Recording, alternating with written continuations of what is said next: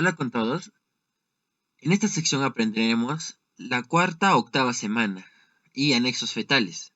Mi nombre es Emil Caral y Caminas, soy miembro CPC, pertenezco a la serie 300 y empecemos. En los temas a desarrollar serán el plegamiento del embrión, aspectos importantes de la cuarta octava semana, placenta, cordón umbilical, amnios y líquido amniótico. Empecemos con el plegamiento del embrión. Este plegamiento se va a realizar en la cuarta semana. Como se supo en la anterior clase, el embrión era un disco trilaminar. Entonces, ¿qué va a pasar con este disco trilaminar? Va a empezar a plegarse, ¿no? Bueno, va a haber dos tipos de plegamiento: el plegamiento plano medio y el plegamiento plano horizontal. Empezamos con el ligamento plano medio. ¿Qué quiere decir? Que el embrión va a crecer de manera cefálica y caudal. En otras palabras, en términos más cristianos, hacia arriba y hacia abajo. O desde arriba y desde abajo. ¿Qué quiere decir? Esta parte de acá va a ser lo que es arriba, ¿no? Arriba, la parte cefálica, esta zona. Y esta zona de acá va a ser la parte caudal. Va a tener un crecimiento, fíjense, de aquí a acá cómo cambia, ¿no? Mira, fíjense que está creciendo caudal, caudal diré, y cefálicamente. Pero a medida que crece, fíjense que empieza a plegarse. ¿Qué quiere decir? Que empieza a encorvarse. Ya no va a ser esa típica forma de disco plano, sino que empieza a encorvarse. Esta zona de acá, como se ven las flechas, empieza a converger y esta zona también empieza a converger.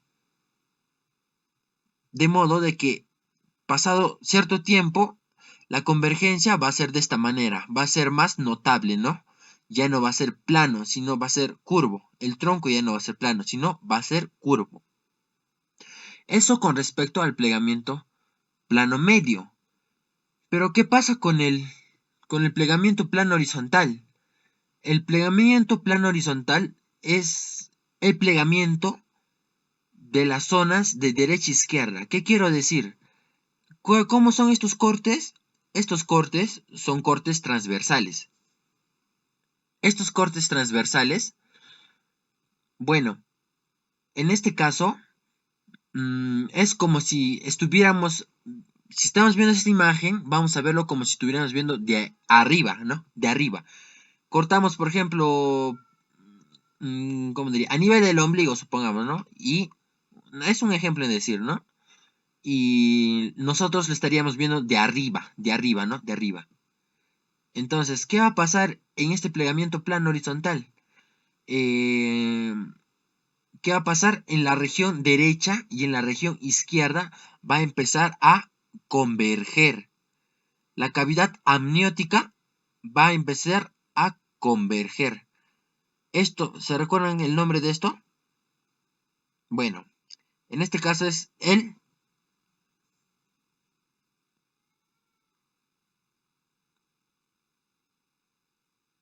ectodermo, ¿cierto? El ectodermo. Ya, este es el ectodermo. Bueno, acá se está plegando de manera que va a cerrar. No en todas las zonas, ¿sí? Fíjense acá. Acá hay dos diferentes tipos, ¿no? Va a empezar a juntarse, a converger y bueno, en la mayor parte va a formar una cavidad cerrada, ¿no? Ahí está, este es el ectodermo, ¿no? El ectodermo superficial. Y esta sería la cavidad amniótica. Entonces, ¿qué va a pasar? Va a haber una cierta zona que no va a converger en acá. Miren, ese es el ejemplo. ¿Por qué? Porque en acá va a haber una conexión con el saco vitelino.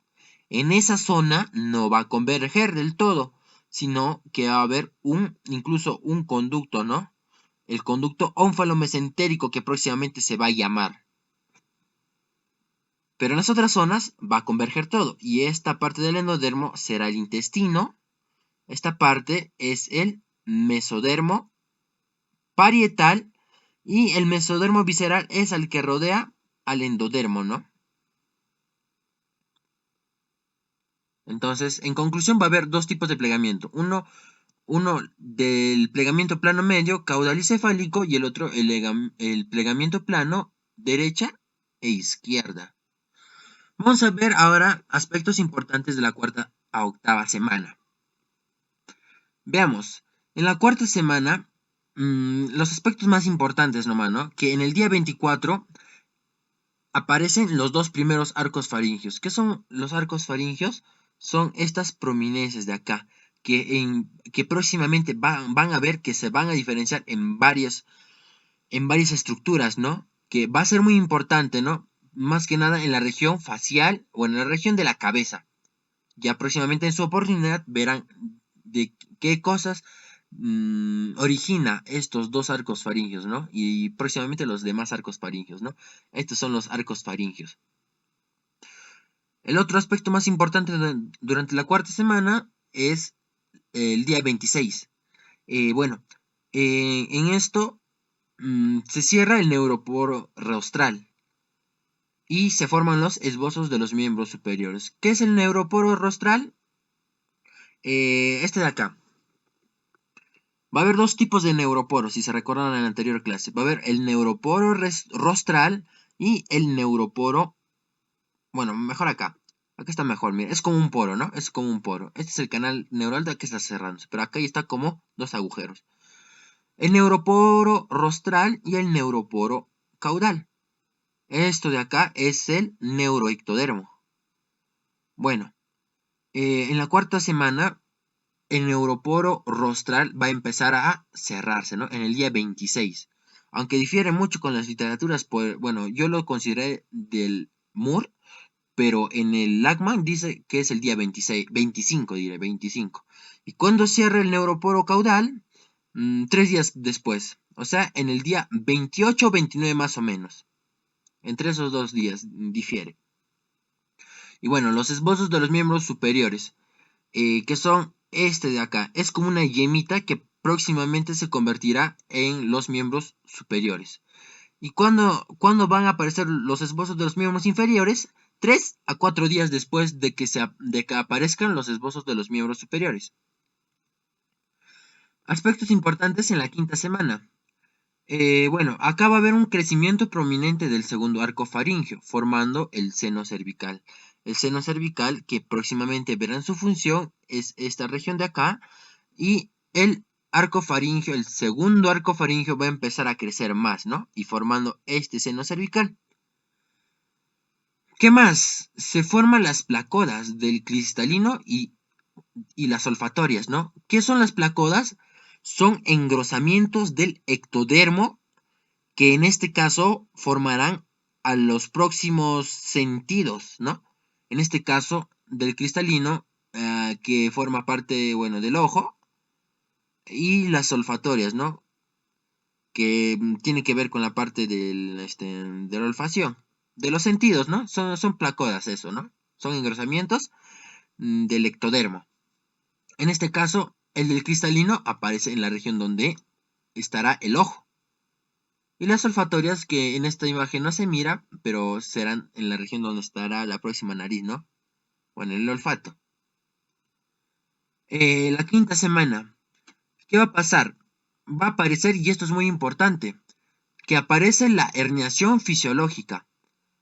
¿Cómo es esto? Bueno, a ver, lo voy a explicar mejor con otra imagen. A ver, veamos, esperen. Ya, en esta. Eh, ya, disculpen por esto, pero bueno.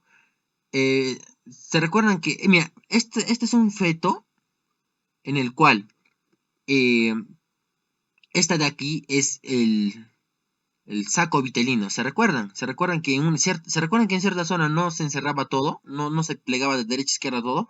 Bueno, es esta zona. Bueno, ya este es el saco, ¿no? Y ahí este es el cordón umbilical. ¿Qué va a pasar en el cordón umbilical? Bueno, debido al rápido crecimiento del intestino dentro del feto, dentro del feto, ahí está el intestino, va a haber un rápido crecimiento, más rápido que el crecimiento del mismo feto. Va a crecer tanto, tanto, tanto que no va a caber en la cavidad abdominal. Entonces, ¿qué va a pasar? Va a salirse por el cordón umbilical, o sea, por esta zona. Se va a protruir. Sale y a eso se le llama la herniación fisiológica, ¿no? Debido al rápido crecimiento del intestino que no cabe en la cavidad abdominal del feto. Entonces, es eso. Sigamos.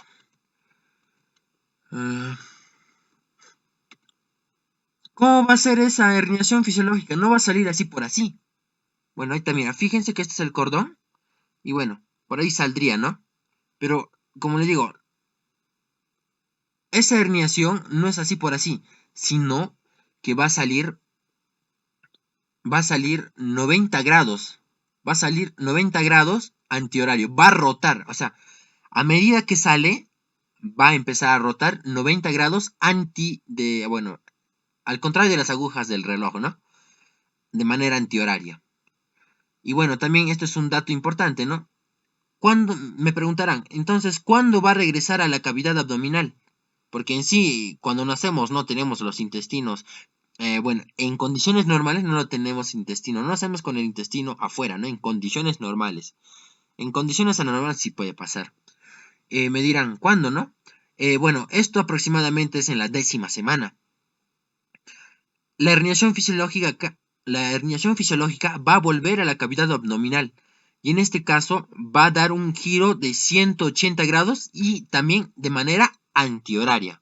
O sea, está en ordencito, ¿no? Fíjense que es primero 90 y luego 180, ¿no? Como para que no se olviden. De menor a mayor. 90 grados y luego 180, dando en total 270 grados, ¿no? De manera antihoraria para ir y regresar. ¿Qué más vamos a ver en la 6ª semana? Va a haber la sensibilidad superficial de la cara. Este feto en la parte rostral va a tener esa sensibilidad. El otro aspecto al que también es importante mencionar es que se va a desarrollar los codos, las muñecas y los rayos digitales. Fíjense, acá va a haber el codo y acá en la mano va a empezar a diferenciarse los dedos, ¿no? Mediante los rayos digitales. Y fíjense, acá ya se estaba formando lo que es la placa del pie, ¿no? Bueno, el esbozo del pie. En la 7ª semana tenemos que resaltar que se va a dar la osificación de los huesos de los miembros superiores.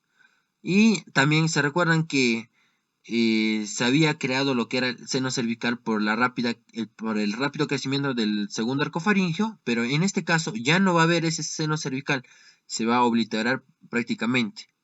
Estos son dos aspectos que logré rescatar, ¿no? Y ojo, bueno, esto también es muy importante esta semana porque en sí eh,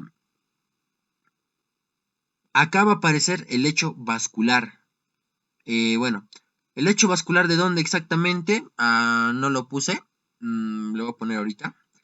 El lecho vascular del cuero cabelludo. Fíjense que empieza a haber alguna irrigación en la parte del cuero cabelludo, ¿no? Y esto también, que es importante, que los genitales externos muestran pequeñas diferencias, pero aún no lo suficiente. ¿Qué quiere decir? Bueno, los genitales externos van a estar, bueno, en sí ya lo que es el sexo genético ya va a estar definido al momento de la fecundación. Sin embargo, los genitales externos no se van a manifestar, bueno, no se van a diferenciar hasta este punto, ¿no? Hasta la 8ª semana.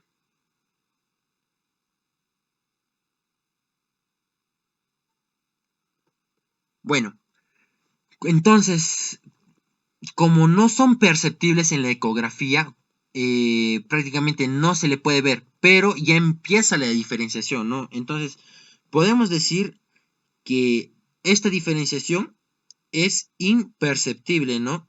Bueno, en la ecografía, El otro aspecto a saber también es que en esta etapa se va a dar los movimientos fetales, pero bueno, eh, en acá no se va a sentir, ¿no? No se va a sentir por la madre, ya va a ser en el segundo trimestre, aproximadamente. Pero en esta época, o bueno, en esta semana, no se va a dar.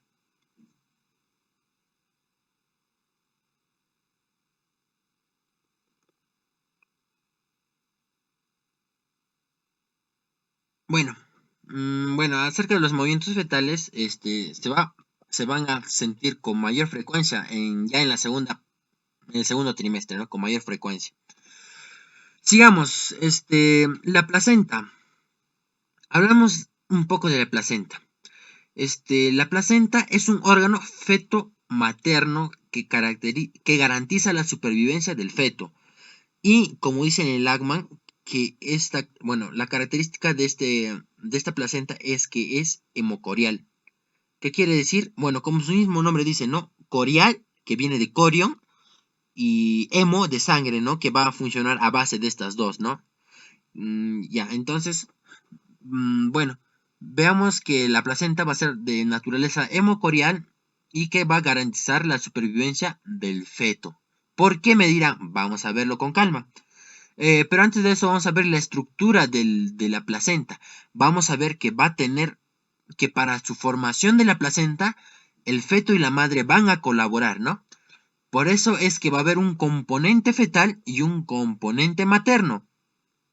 En el componente fetal va a estar, bueno, va a derivar del saco coriónico, ¿no? El cual es el corión frondoso. El corión frondoso es parte del saco coriónico, ¿no? Y esto es a la vez derivado del componente fetal. Y en caso del componente materno, es derivado del endometrio, específicamente de la decidua basal. Va a haber tres tipos de deciduas, ¿no? Pero el que va a colaborar en la placenta va a ser la decidua basal. Bueno, la decidua basal, mira, fíjense esto. Este es el miometrio y esto de acá es el endometrio. Pero específicamente, ¿qué parte del endometrio? La decidua basal. Esta es la decidua basal. La decidua basal. Bueno, esta de acá, esta parte roja, rosada, es bueno, la, la placa coriónica, ¿no? Y esta de acá son las vellosidades, ¿no? Ramificadas de la placa coriónica. A esta de acá, toda esta zona de acá con las vellosidades y todo, se le llama corión frondoso, ¿no? Que es parte del saco coriónico. El saco coriónico es todo esto, ¿no? Todo lo que es el rosadito, que va hasta más allá incluso. Entonces tiene esos dos componentes. Bueno, sigamos. Veamos que la placenta va a tener, bueno, para hacer un paréntesis, ¿no? Para tener un poquito más de, de noción acerca de lo que es corión frondoso, de la decidua basal, todo eso, ¿no? Porque no son los únicos tipos. Bueno, en la placenta los que van a interactuar es la basal y el frondoso. Estas dos van a formar la parte del intercambio, ¿no? Gaseoso, de nutrientes, entre otras, ¿no? Para la supervivencia del feto. Bueno, vamos a ver que va a haber tres tipos de decidua: la basal, la capsular y la parietal. La basal es esta. Bueno, fíjense que todo esto es bueno, la parte delgada, bueno, acá que no se nota, va a ser el endometrio. Pero esta parte del endometrio que está en contacto con estas vellosidades, se le va a llamar la decidua basal, que va a estar ricamente irrigada. La decidua capsular es esta de acá. Lo que ven en celeste es la decidua capsular. Prácticamente estaría cubriendo bueno, estaría cubriendo, ¿no? Al feto indirectamente, ¿no? Pero solamente sirve de cubierta. Y la parietal, que es el resto del endometrio, ¿no? que no participa en nada, ¿no? Ni cubre, ni forma no forma el intercambio gaseoso y de nutrientes. ¿Cuál es? Es este de acá. Fíjense, este de acá. Que no tiene contacto, ¿no? Prácticamente no tiene contacto con el feto, nada de nada. Entonces, este de acá es la decidua parietal. Ahora, el corión, vamos a ver que va a haber de dos tipos, el corión frondoso y el corión liso. El corión frondoso, como su mismo nombre dice, fíjense que tiene varias vellosidades, ¿no? Por eso es que tiene ese nombre de frondoso y es el que participa en el intercambio gaseoso y de nutrientes, ¿no? Y estos dos son los componentes de la placenta, ¿no? Componente fetal y componente materno. Bueno, y el corión liso es la parte que también cubre, ¿no? Al feto. Este corión liso en un inicio tenía vellosidades, pero pasado el tiempo fue alisándose, ¿no? Como se mismo se fue alisando.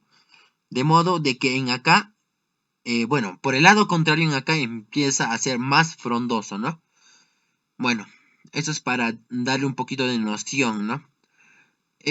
Vamos a ver que a medida que crece el feto, fíjense, esta es la misma imagen de acá. Fíjense que este feto va a empezar a crecer.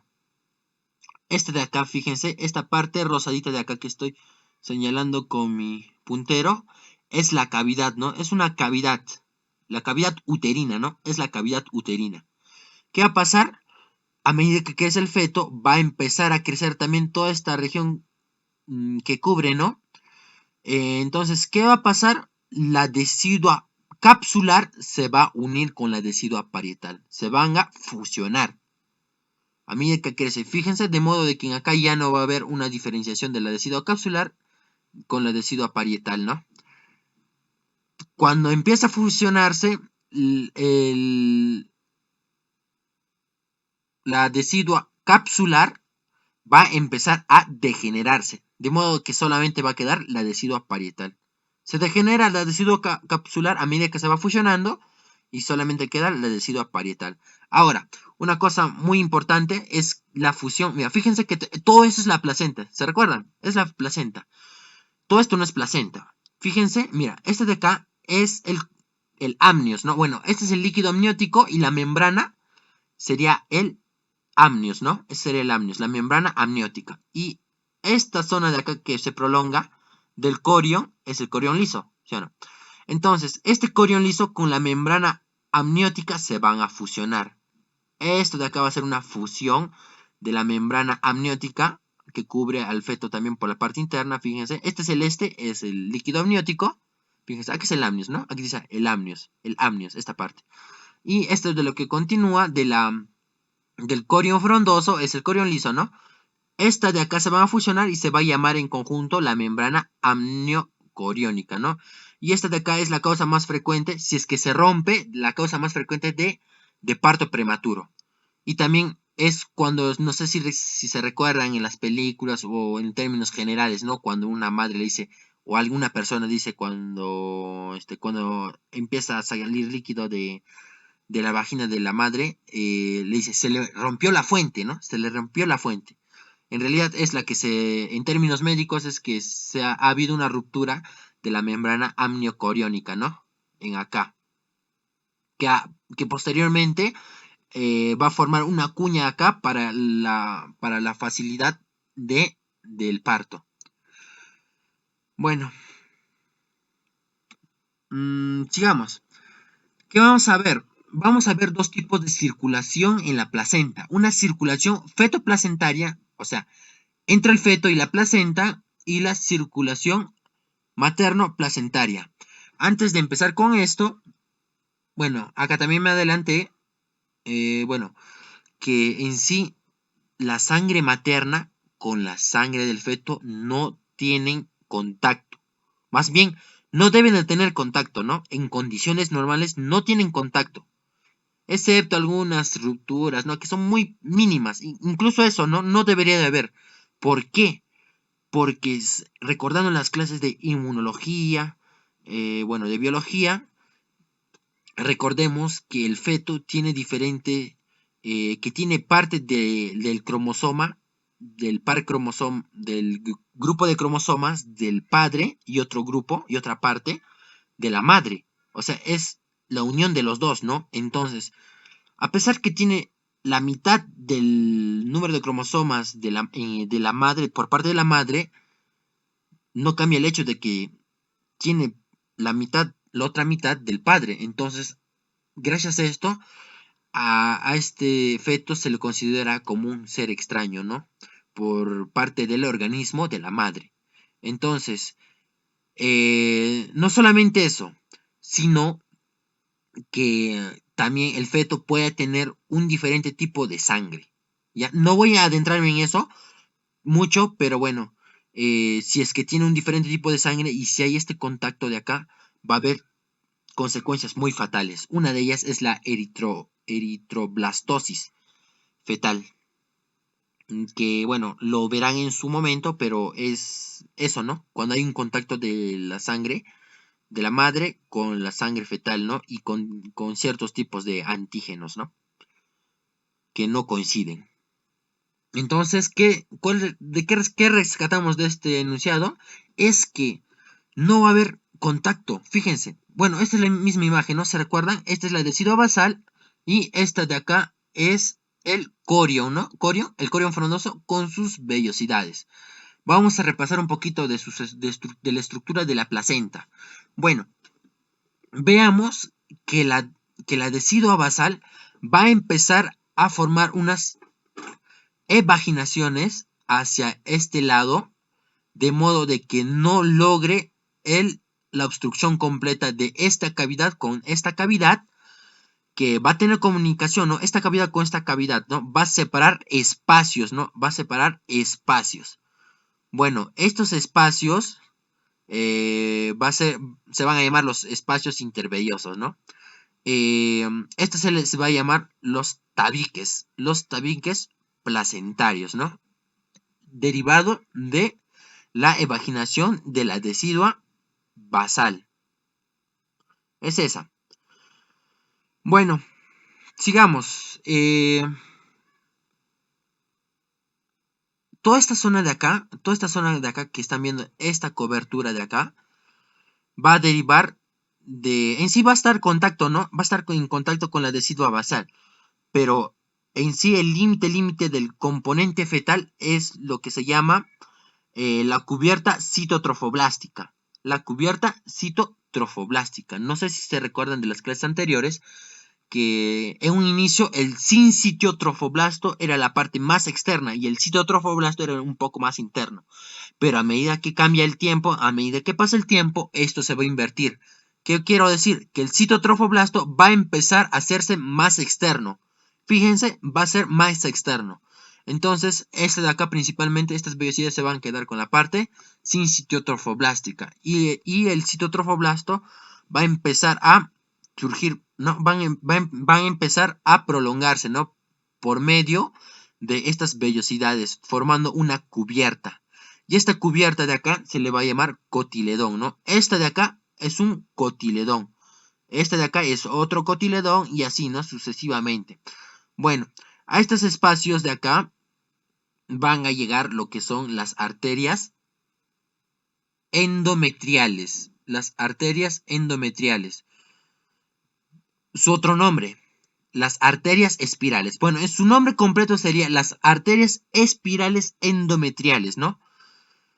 Estas arterias endometriales, bueno, derivan en sí, bueno, pasan por lo que es la decidua basal, bueno, del endometrio y llegan a estos espacios. Va a empezar con un flujo, ¿no? Llega con un flujo sanguíneo pulsátil. ¿Qué quiere decir? Que es como si fuera una manguera. Viene con fuerza y luego, por el aumento de la presión y luego, en cierto momento, cuando disminuye la presión, empieza a volver por las venas endometriales. ¿De qué deriva este flujo pulsátil? De la presión sistólica y diastólica de la madre. Entonces, ya en acá, las venas de las arterias endometriales ricas en oxígeno va a llegar a este espacio. Y como acá no hay impedimento, pueden difundirse, ¿no? Por todos esos espacios. Y bueno, esta parte de lo que son las vellosidades son muy, muy, muy importantes para el transporte de oxígeno, de nutrientes, entre otros, ¿no? Es muy importante. Vamos a ver que estas vellosidades vamos a encontrar lo que se le llama la famosa membrana placentaria, que anteriormente, anticuadamente se le llamaba barrera placentaria. Veamos.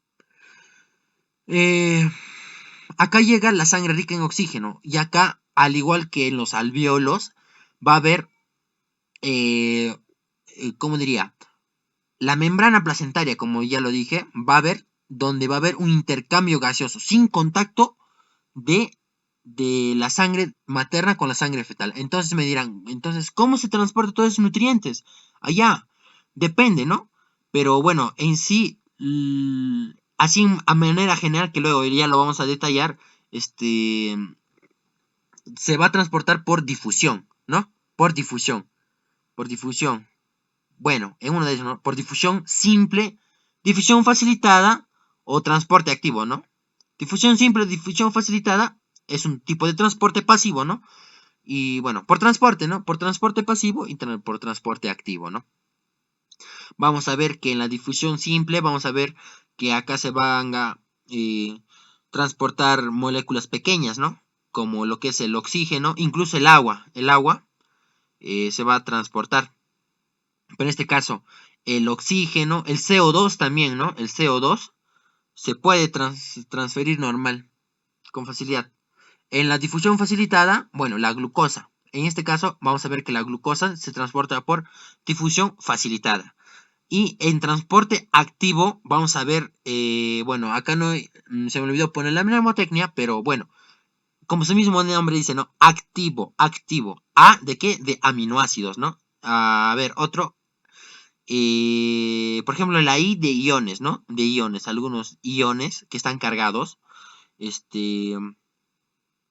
así, ¿no? Bueno, vitaminas también, la V de vitaminas. Vitaminas, y acá también tengo que recalcar que según el MUR, las vitaminas hidrosolubles son más fáciles de transferir, a diferencia de las liposolubles, ¿no? Así dice en el MUR, que las vitaminas hidrosolubles son las que se transportan con mayor facilidad que las liposolubles.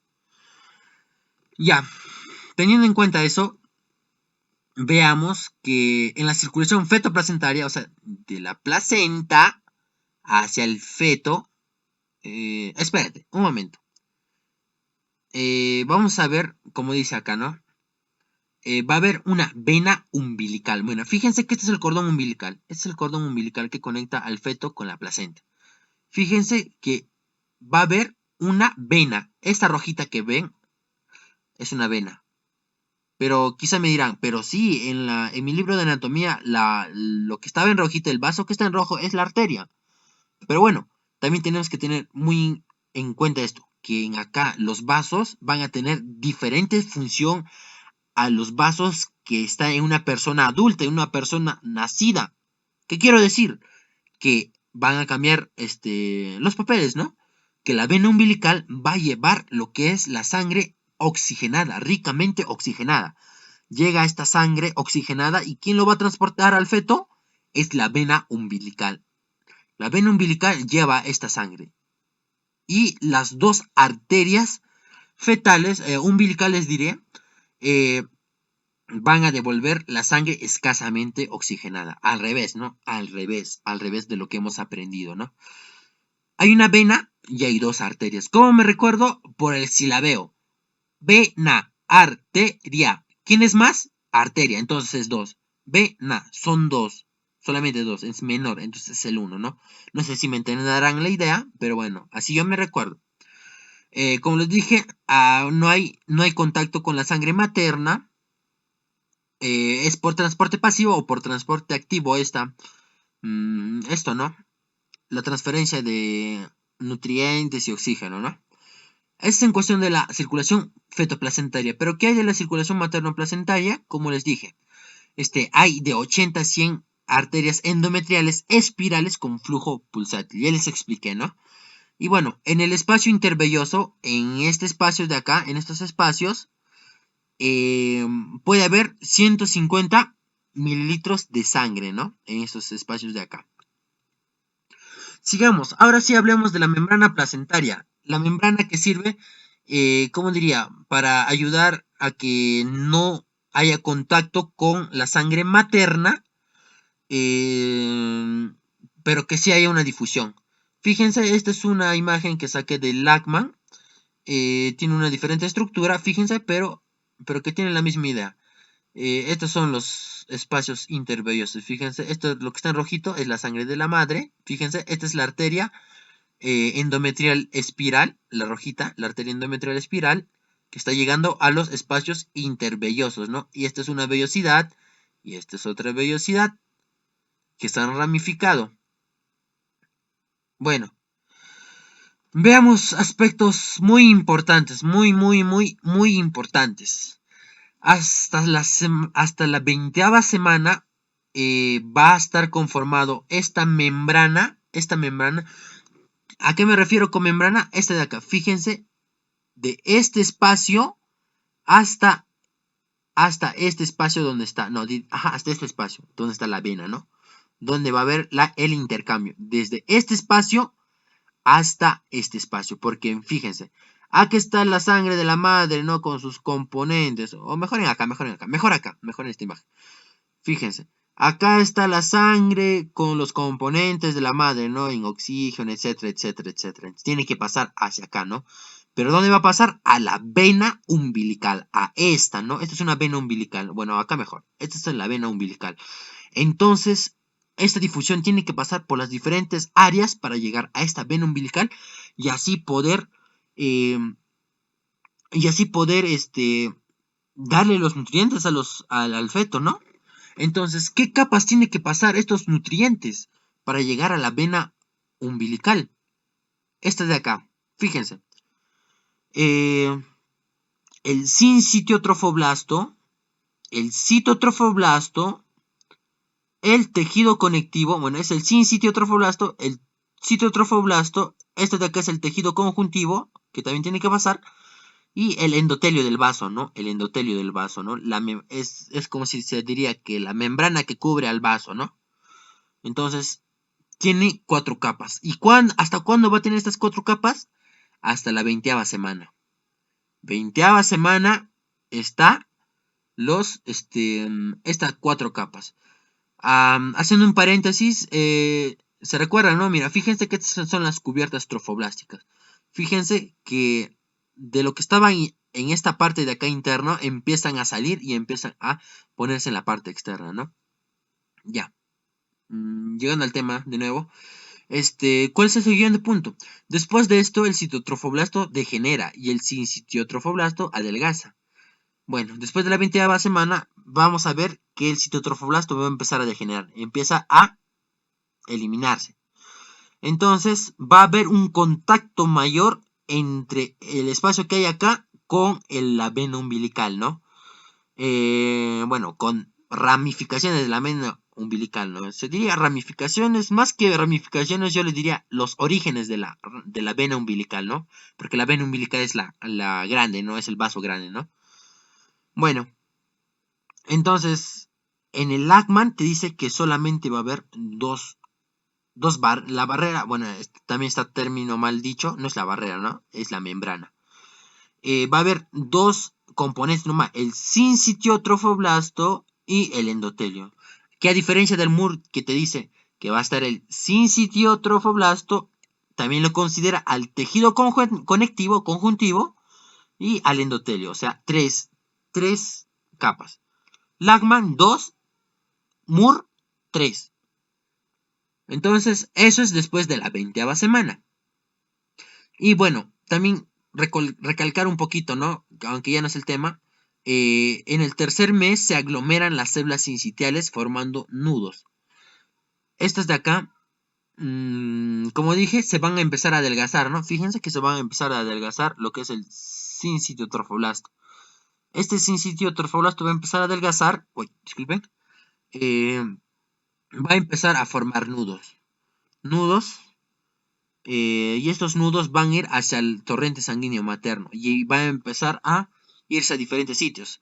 Uno de los sitios más prevalentes a la que se va es a la región pulmonar, donde hay algunas enzimas que lo degradan, ¿no? Bueno, la función de la placenta. Acá vamos a ver la función de la placenta, que son tres prácticamente, ¿no? Vamos a ver una función de metabolismo que va a sintetizar glucógeno, colesterol y ácidos grasos. ¿Para qué esto? Para una fuente enérgica del feto, ¿no? Pero la función más importante es esto de acá, del transporte. ¿El transporte de qué? De nutrientes, como carbohidratos, lípidos, vitaminas y electrolitos. Esto también acá es importante, que la madre va a transferir al feto de manera pasiva un tipo de inmunoglobulina, un cierto tipo de anticuerpo, como se diría, ¿no? ¿Cuál es? La inmunoglobulina G. Esta inmunoglobulina G se transfiere pasivamente al feto. ¿Qué quiere decir pasivamente, en otras palabras? O sea, prácticamente el feto va a tener una inmunización pasiva. ¿Qué quiere decir? Que el feto no va a tener, o sea, ¿cómo diría? Sus defensas no son de él mismo, sino que han provenido de otra parte, ¿no? Como se le diría, ¿no? En este caso de la madre. ¿Cuándo va a ser esto? En la 14ª semana. Y esta transferencia del anticuerpo materno va a ser por el mecanismo de transitosis. Por transitosis. Hablando de los gases, hablando del oxígeno, se va a transportar de 20 a 30 mililitros por minuto. Y del CO2 se va a desechar, ¿no? Se va a desechar del feto, ¿no? De lo que ha usado el feto. Bueno, también va a haber la secreción endocrina, que también es una función muy importante de la placenta. ¿Cuáles son? Bueno, en sí todos estos no son los únicos componentes que secreta la placenta, son muchos más, pero yo los he destacado, ¿no? El estriol. El estriol es muy importante. Es un tipo de estrógeno que solamente ¿cómo diría? Que solamente se sintetiza en la etapa gestacional, ¿no? En las madres. Así para hacer un paréntesis, va a haber tres tipos de estrógenos. La estrona de de 1, o sea, ¿qué va a decir? ¿Qué es el tipo 1, ¿no? El número 1, ¿no? La 1, pues. El estradiol, que es el tipo de estrógeno número 2, diol, ¿no? De diol. Y el estriol, ¿no? De 3, de 3. La estrona es para las enojonas, no es para las viejitas, las canosas, ¿no? O sea, ¿qué quiere decir? Que la estrona va a estar en las mujeres adultas mayores. El estradiol va a ser en las mujeres fértiles, ¿no? Que no han tenido, bueno, que no están embarazadas. Que es diferencia del estriol, que sí va a ser predominancia en las mujeres embarazadas, ¿no? Que va a ser muy importante en el desarrollo del feto. El lactógeno placentario, o también llamado somatomamotropina. Esto de acá es muy importante para la nutrición del feto. Este de aquí va a ayudar a nutrir al feto como con su mecanismo diabetógeno. Este mecanismo diabetógeno es para la madre, para que no se lo guarde la glucosa. Prácticamente es como si el feto absorbiera la glucosa de la madre, ¿no? Porque el lactógeno placentario es diabetógeno, ¿no? Entonces, porque el feto necesita la glucosa, entonces es eso, ¿no? Es ese mecanismo del lactógeno placentario, o también llamado somatomamotropina. Y la gonadotropina coriónica humana, que es muy importante también para lo que es el desarrollo del feto. No sé si se recordarán, ¿no? Que esta gonadotropina coriónica humana empieza su máxima secreción a la 10ª semana. Prácticamente, aproximadamente en la 10ª semana, ¿no? ¿Dónde exactamente se sintetiza todas esas hormonas? Bueno, en el sinsitio trofoblasto. Hablando del cordón umbilical, vamos a ver que Es una estructura que conecta al feto con la placenta, ¿no? Fíjense, el feto va a conectarse con la placenta. ¿Cómo se conecta? De esta manera, fíjense, este es el cordón umbilical y se inserta acá, aunque no siempre se inserta acá. Hay algunos casos que se insertan en una esquina, en acá, no necesariamente en el centro. A ese tipo de inserción se le llama inserción velamentosa, ¿no? Velamentosa. Bueno, ¿qué más puedo decir en este caso? Eh, Vamos a ver que va a contener una vena, dos arterias, como les dije, y alantoides. Lo puse el alantoides en asterisco porque al final, al cabo, este alantoides, ¿cómo va a aparecer? Producto del plegamiento caudal, ¿no? El plegamiento caudal va a empezar a converger de esta manera, de abajo hacia arriba, ¿sí? De esta manera, y a medida que va a hacer eso, va a empezar a juntar alantoides, pero que próximamente se va a degenerar, ¿no? Por eso lo puse en asterisco. Pero los dos componentes principales, una vena y dos arterias. Y estas dos arterias, bueno, estas dos arterias y esta vena va a estar envuelta por una estructura llamada gelatina de Wharton. La gelatina de Wharton va a cubrir los vasos umbilicales. En este caso, es muy normal, bueno, es normal y también pasa de que los vasos umbilicales van a ser más, ¿cómo diría? Más largos que la gelatina de Wharton. Van a ser más largos. Entonces, ¿qué va a ocasionar eso? Estos nudos. Bueno, hay veces que estos nudos van a ser muy, ¿cómo diría? Muy graves, que va a haber una hipoxia del feto, con la consecuente de una restricción del crecimiento intrauterino, ¿no? Por la falta de nutrientes. Bueno, es hablando de las estructuras, ¿no? Vamos a ver también que esta va a estar originada por el pedículo de fijación. Va a estar originada por el pedículo de fijación y esta va a ser cubierta por la membrana amniótica. ¿Ya? El pedículo de fijación va a ser esta estructura de acá. Este de acá.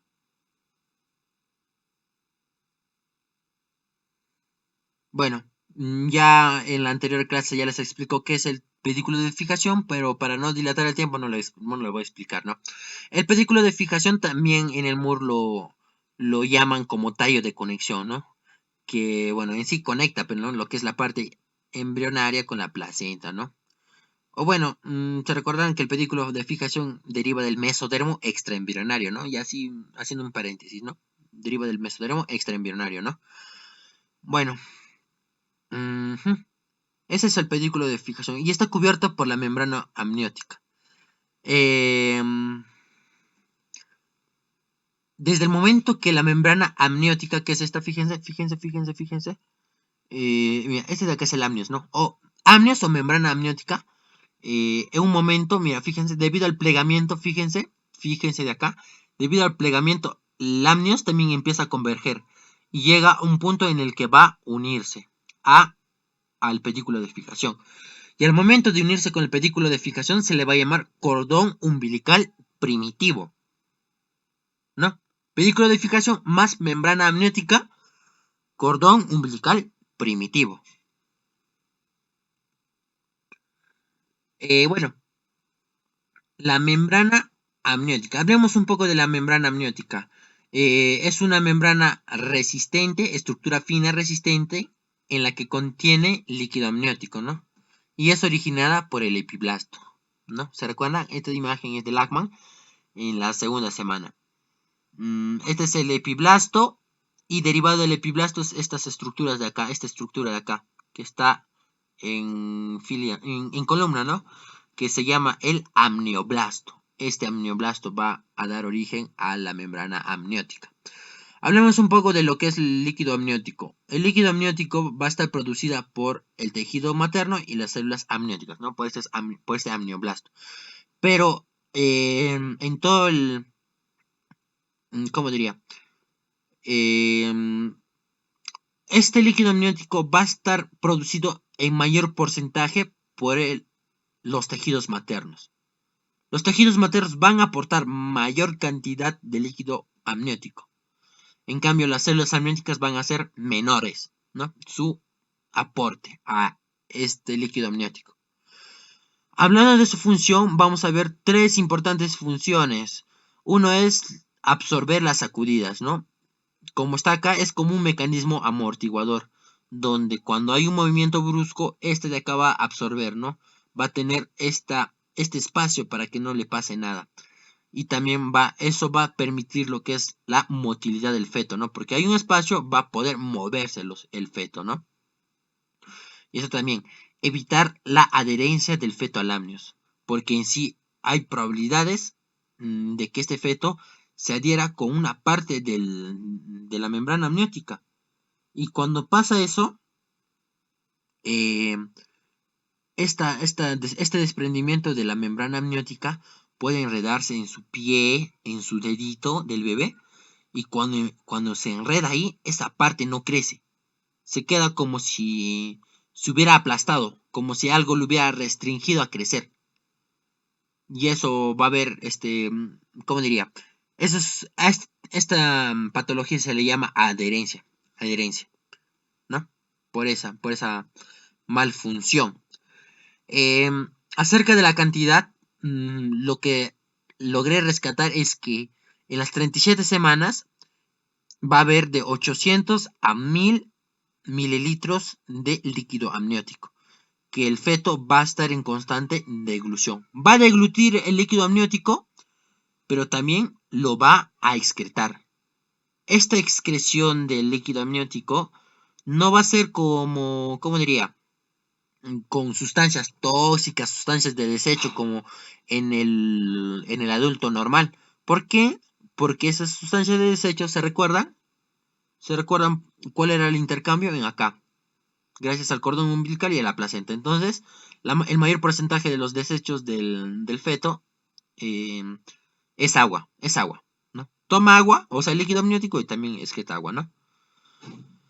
Vamos a ver diferentes patologías, ¿no? Va a haber quizá cuando va a haber así nomás sacándolo por lógica, si va a haber una atresia esofágica, un ejemplo nomás, va a haber una atresia esofágica, o sea, ¿qué quiere decir? Que va a estar obstruida, ¿no? El esófago, el conducto esofágico, entonces no va a poder deglutir el feto, no va a poder deglutir. Entonces, ¿qué va a pasar? Se va a acumular más en acá el líquido amniótico. Entonces, a esta patología se le va a llamar polihidramnios. En el caso contrario, sí puede deglutir, pero no puede excretar, debido a fallas renales. Entonces, está deglutiendo, pero no puede excretar por problemas de su riñón. Entonces, va, así coloquialmente hablando, de que se va a terminar el líquido amniótico porque está tomando, pero no puede regresarlo. Entonces va a haber menor cantidad de líquido amniótico porque el feto se lo ha tomado y no puede excretarlo. A esto se le llama oligohidramnios, ¿no? Como para que se recuerde, ¿no? En la parte clínica. Bueno, antes de terminar, chicos, quería mencionar muy importante que la cuarta octava semana, se me pasó, que la cuarta octava semana se le llama el periodo de la organogénesis. ¿Qué quiere decir? Que en este periodo de la cuarta octava semana va a aparecer lo que es el origen de la mayoría de los diferentes sistemas, ¿no? De los diferentes sistemas va a empezar a originarse entre estos dos, ¿no? Principalmente a partir de la cuarta semana, ¿no? Aunque sabemos que el sistema nervioso ya se ha originado un poquito más antes, ¿no? Con la placa neural en la tercera semana.